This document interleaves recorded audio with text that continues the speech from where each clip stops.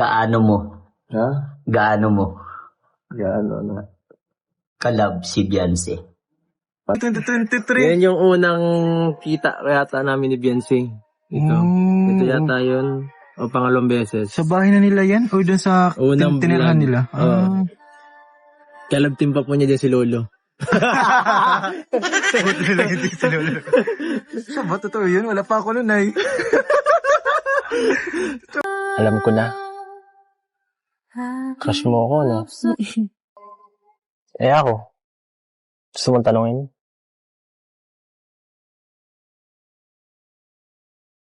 Sinong crush ko?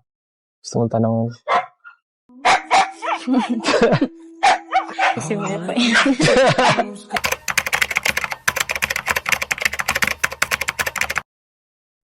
So yun na guys, good morning, good afternoon, and good evening po muli. Ito muli ang inyong lingkod, Batang LU, and tayo nagbabalik guys para magbigay na naman po ng isang reaction regarding nga po dito sa isang interview kay Kalingap Edu nga po. At dito nga nagkaroon ng maraming questions, pero syempre ang kinuha lang po natin ay yung sa tingin ko ay medyo relevant sa mga katanungan at sa buhay po ni Papa Eds. At I think sa NC po guys.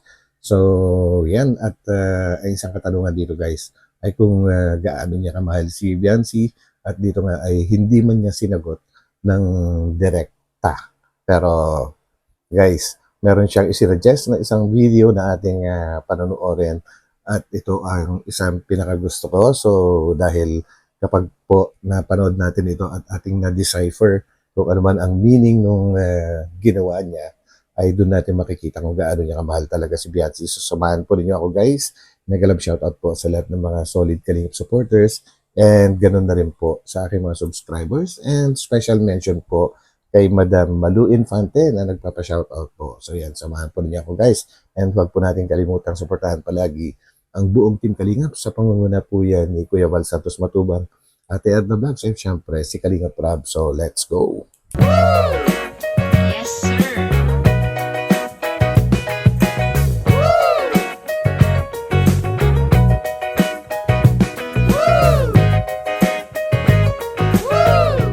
So, ito bro.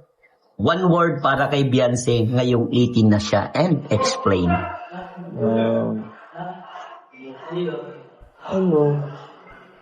Ingat. Ingat. Ingat! Hindi, siyempre pag 18 ka na, mas marami ka ng mas marami ka ng responsibility. Yes, mas marami ka obligasyon. ng temptation. Yes. Mhm. At kailangan mo mag-ingat sa mga ngayon kasi siyempre maraming tukso, maraming pwede natin makasira. Kailangan natin laging ang isip natin ay nasa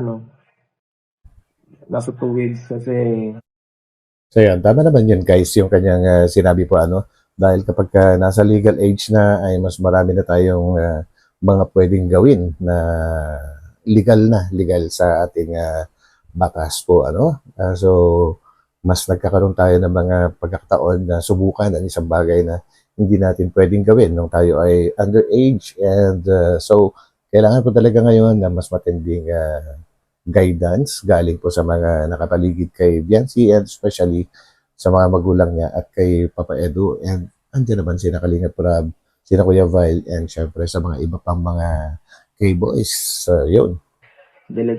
siyempre maraming sa atin may gusto makita tayong bumagsak. Correct. Tama. Ang galing. Yun, medyo malalim po yung sinabi ni Papa Eds na maraming gustong makakita na tayo ay bumagsak.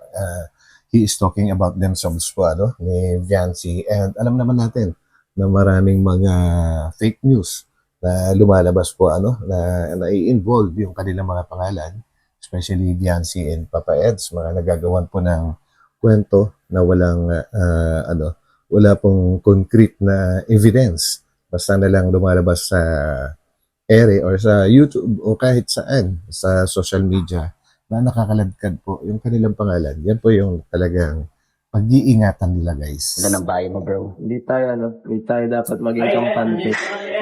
Tama. Kasi kagaya ako, matagal na, 5 taon na ako dito. Para makarating ako sa ganitong sitwasyon, grabe yung pag-iingat ko para sa aking sa ating image para Tama. at para ma-maintain yun, hindi biro. Totoo yung bro, Mahirap. totoo. And one more thing, sa aking opinion lang po, kaya tumagal din si Papa Eds sa ganyan na hindi gaano, kumbaga kahit gaano yung ginagawang paninira sa kanya ay tumagal pa rin siya, humaba pa rin yung niya dito sa social media dahil siya po ay hindi gaanong masalita po So iyon, nakakaiwas siya sa mga pagkakamali sa kanyang mga pwedeng sabihin. Sabi nga ay less talk, less mistake, di po ba? Tama yun. Believe ako sa iyo, bro. Talaga napaka-humble mo. Na gusto mong iparating kay Biancy kung gaano dapat ingatan ng sarili. Oo. Lalo sa mga tukso. Lalo na bata pa siya, marami Yes. pa siyang gustong maranasan. Yes. Mahirap din. Yun. Ito naman, bro. Thank you so Pero sa tingin ko kung ako lang yung mag-a-assess kay Viancy, ay matibay po yung kanyang foundation po sa kanyang pamilya. Mahabang panahon na nakaranas po sila ng hirap. So, sa tingin ko hindi niya sasayangin yung pagkakataon na ito po na nakakaranas na po siya ng kaginhawaan ay hindi niya pababayaan ang kanyang sarili na basta-basta na lang masisira ng ganun na lang kadali. So, yun ang aking sariling opinion po. napakagandang sagot, bro. Grabe. Solid. Anong masasabi mo sa mga sumusuporta sa EDC? Ay, syempre, walang sawang pasasalamat. At hindi lang naman sa EDC, sa lahat talaga. Sa lahat ng may Lahat ng susuporta. nagsusuporta, paano pa yan?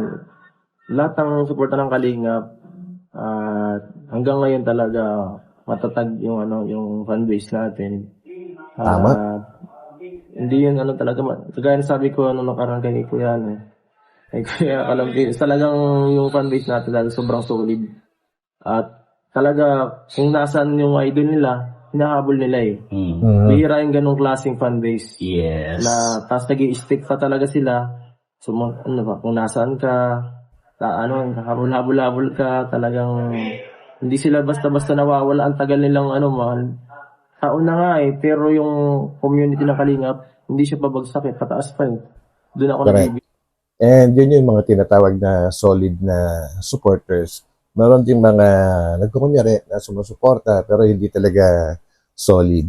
Yun guys, real talk lang. Talaga, bihira yung ganitong klaseng community. So, thank you so much po sa inyo. Bro, last na. Ito yung pinakamatindi. Mm. Gaano mo? Ha? Gaano mo? Gaano, Kalab si Biancy? Panoorin yung vlog, guys. Yun. Panoorin yung vlog. Panoorin yung vlog? Panoorin mo yung last vlog. Panoorin Ay, grabe! yung regalo ko. Panoorin mo yung vlog ni JJ. Yun. Panoorin mo yung vlog ni Lolo. Ay, grabe! Yan po. Yan? I-spread natin yung yung dito yung viewers Yes. puntahan niyo yung vlog ni JJ. Yeah. Mayroon doon mga vlog. Grabe, naunahan na pala ako, bro. Panoorin niyo yung vlog ni Lolo dun sa birthday. Mm. At panoorin niyo yung speech ko. Tapos sabihin niyo sa comment section dito kung anong ibig, kung paano, Gaano kalab? anong ibig sabihin nun. Grabe ka, bro. Ganyan po. Napakasolid mo talaga.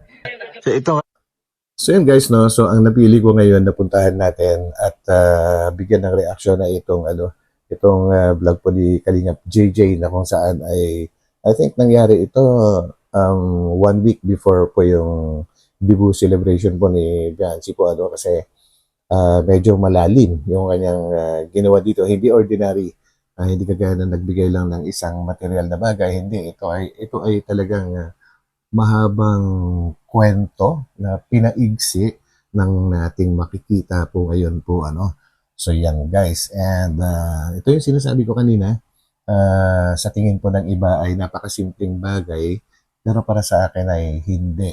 Bakit? Malalaman po natin yan. Ayun kayo mga kalingap, ano po kami ngayon, nandito tayo kami sa Bagasbas, Ito tapos nagko-compile po kami ng mga video na gagawin niya. Group yan? Ma-upload to after. Group project. Group project to mga kalingap. K-Boys on a mission. Tapos si This is mission. Ibang mission to. Ibang K-Boys on a mission to. Dito. Mission para sa akin. Ako ngayon ang lilingapin. Ikaw ang Kailangan ko mag-ano ngayon. ng mission. Ah, grabe. Charan. Ayan po. Yan po yung mga ginagawa niya ngayon. Mga yung mga... Secret files niyo. Oo. Ay, grabe. Yung mga kuha namin na ako at siya lang Sa'yo lang. nakakaalam. Minsan ako lang okay. talaga nakakaalam. So, ibig sabihin, Ibig sabihin, siya yung kumuha. Kumbaga, hindi gamit-gamit yung camera ni Kalinga Prab. Siya mismo ang kumuha dyan. mga untold pictures niya. Oo. Papakita namin sa inyo guys yung mga hidden footage. Hidden footage niya. Parang sa ano Grabe. yun, Palawan days to Hidden guys. Super footage. ganda. Parang hindi mo yun in-upload. Parang nireserve mo ata yun talaga ngayon. I-reserve ko to lahat. Grabe, ang ganda Dapat, po. Uy, Ano? ni-reserve. alam mo yun guys. Sinumpal ko to sa loob na ng 2 taon guys para 2 sa taon? araw na to. Ay, grabe. Ipon ko tong lahat. Hindi ko to dinilit ha. Hindi ko pa to dinidelete Dami, guys ha. Last year pa yan. 2024 oh. Ayun oh. June 2024. Lipas lang. Grabe, matagal na. Ay, Palawan pala yun yung Ito nagbabalik. ang pinakamalupit guys. Grabe. Tapos yung pinakita ko pa kaninang album. Oo. Maganda po yun. Ganda yan guys. Marami pa akong pinakamalupit na footage dito. Tapos, dito din namin Grabe, try ah. yung yung unang pasabog na gagawin natin. Yung mo pala. Ito guys ang pinakamalupit na footage ko guys. Matagal na. Grabe. December 9, 2023. Grabe. Malapit na yung mag 2 years itong picture na ito or video siguro guys, no? Pero ang tanong, bakit niya ginawa yan? Sa loob ng 2 taon na. At I think ito, nakuhanan, hindi pa officially nagkakaroon ng EDC guys. I think ito, pangalawa or una pa lang na na nag-meet si Viancy at saka si Papa Eds guys. Bakit siya nag-ipon ng mga ganito sa una pa lang na pagkikita nila or sa pangalawang pagkikita nila? Bakit niya inipon at bakit itinago niya ito sa loob ng 2 taon? Wala pa namang EDC nung panahon na yon. Grabe, guys, pa-comment down kung anong nasa isip nyo. Basta sa akin, sasabihin ko yung aking opinion po, malamang ay nung umpisa pa lang na makita ni Papa Eds ay parang nakaramdam na rin siguro siya ng isang bagay na pinapahalagahan niya. Kumbaga, naging mahalaga na si Viancy. Siguro may naramdaman kaagad siya na kanyang itinago sa atin, guys. At ngayon nga ito at nabulgar na. Nalaman na natin ngayon. Grabe, guys, wala pang EDC noon. Wala pang EDC. Gaano na katagal yan? Almost 2 years nga, di ba? And alam ko, natatandaan ko guys, is nag-deny si Papa Eds yung first na Q&A nila. Ang sabi ay parang wala lang nung umpisa, di ba? Natatandaan po ba ninyo yun? Hanapin ko. And ang alam ko, si Viancy, siya yung unang nagka-crush kay Papa Eds. Pero syempre, ang isang lalaki naman, kahit alam namin na crush kami ng isang babae, hindi rin kami basta-basta Kasi kami, kahit sabihin po rin yung lalaki kami, meron din po kaming na pakiramdam. Kumbaga hindi lahat ng nagkakagusto sa amin ay gusto na rin namin kaagad-agad. Dahil ako mismo, ang love ay nade-develop ko yan. At hindi rin ako naniniwala sa love at first sight na tinatawag po nila. So mabalik tayo sa ating pinag-uusapan guys. So yun ang question. Bakit itinago ni Papa Eds ng ganun katagal? Bakit sa dinami-dami na siguro na mga nakuhanan ng cellphone niya ay maaring nabura na niya yung iba, pero bakit itong mga ito ay nanatili sa storage ng kanyang phone sa loob ng 2 years? So yun, ang masasabi ko na lang dyan guys ay talagang nagkaroon na kaagad ng itinago si Papa Eds na nararamdaman kay Viancy nung mula umpisa pa lang. Tingin nyo guys, comment na lang din. Ay sarili kong opinion lang po yun, and comment down kung ano naman po ang inyong sariling opinion guys. Kasi ako, mahirap gawin to hindi basta-basta to Hindi ordinary, hindi ito ginagawa ng isang tao na ganun kadali. Kasi once na nagtago ka ng ganyang katagal, mahalaga yung itinago mong tao or picture, video, mga ganun po. So, tuloy po natin, guys. 2023? Uy, grabe. Sino yan? tagal. Irrelista. Grabe, 2023. Yan yung unang kita yata namin ni Biancy. Ito. Yun. Ito yata yun. O pangalawang beses. Sa bahay na nila yan? O dun sa Unang tinirahan vlog. nila? Oo. Ayun na. Narinig natin una or pangalawang kita nila pero kinuha na niya kaagad si Viancy. Gamit niya yung kanyang sariling cellphone at itinago. At ngayon lang natin nalaman. Grabe. Kalab team pa po niya din si Lolo. Yun. Si Lolo kasi yung una yung nagka-crush po kay Viancy. Kaya lang hindi naging ano yan. Kumbaga hindi natuloy. Sa ba? Totoo yun? Wala pa ako nun ay. So yun guys, hindi pa tayo tapos dahil po dyan sa mga bagay na yan, I think may relevance itong gusto kong balikan na video and please comment down kung anong part po ito ng EDC sa inyo. Alam kong kabisado nyo lahat to kasi mga solid supporters po kayo na nanonood sa akin. So comment down kung anong part po ito at dito natin maririnig kung kailan unang nabanggit ni Papa Eds na crush din niya si Viancy. Okay lang. Kahit hanggang mamaya. Okay.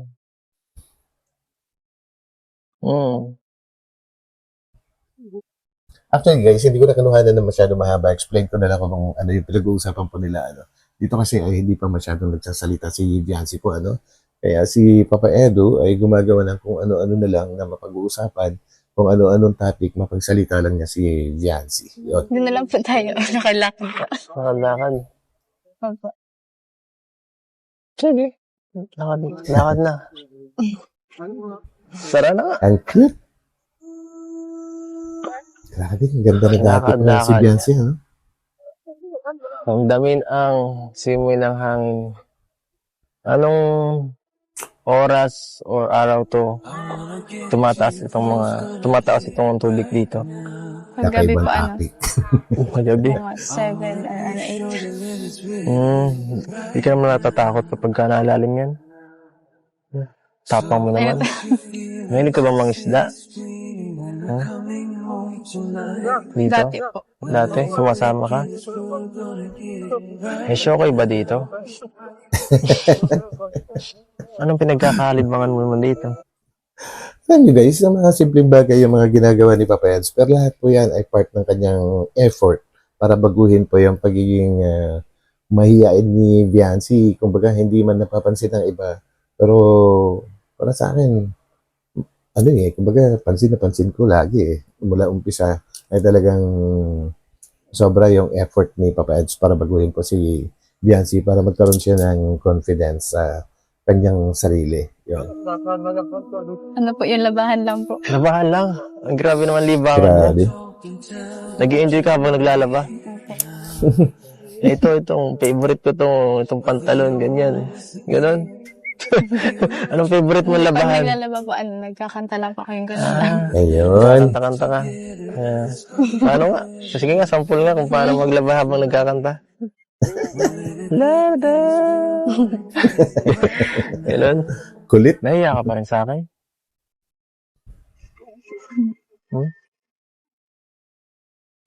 Nahiya ka? Ano naman ikakahiya sa akin? Wala naman Grabe guys, no?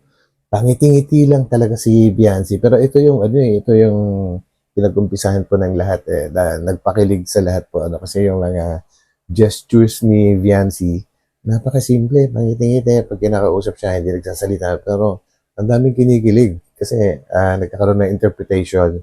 Kumbaga, hinuhulaan natin yung kanyang iniisip kung bakit siya ngumingiti or tumititig kay Papa Eds sa bawat salitang sinasabi ni Papa Eds. So, lagi tayo nang huhula, tate. Ito.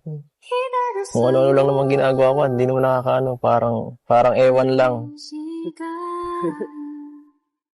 Bakit ka mahihiya sa katulad to? Bakit ka nahihiya sa akin? Alam ko na. Crush mo ako, no? Ayun. Pag tumawa, oo. Pigilin mo yan. Pigilin mo yan.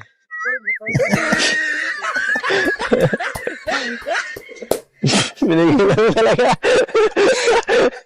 Ayun, hindi napigilan. Eh, Grabe. joke lang. Gusto ko lang maging komportable ka.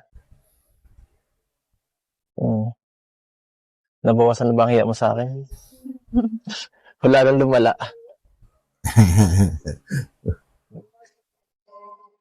Eh ako, gusto mong tanongin? Ayan na. Sinong crush ko? Gusto mong tanongin? Ano yun? Sino po? Ikaw. Ah, Ikaw ang crush ko. Grabe.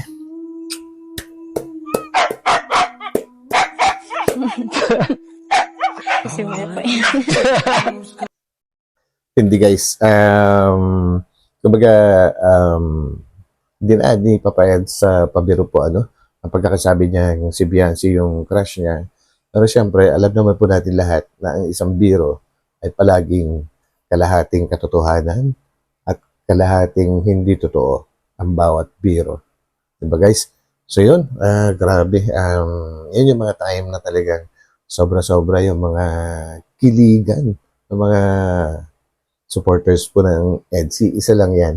And ulitin ko, pa-comment down kung natatandaan po ninyo kung anong episode po ng EDSI po ito, kung anong part po. And yes, ito muli ang inyong lingkod.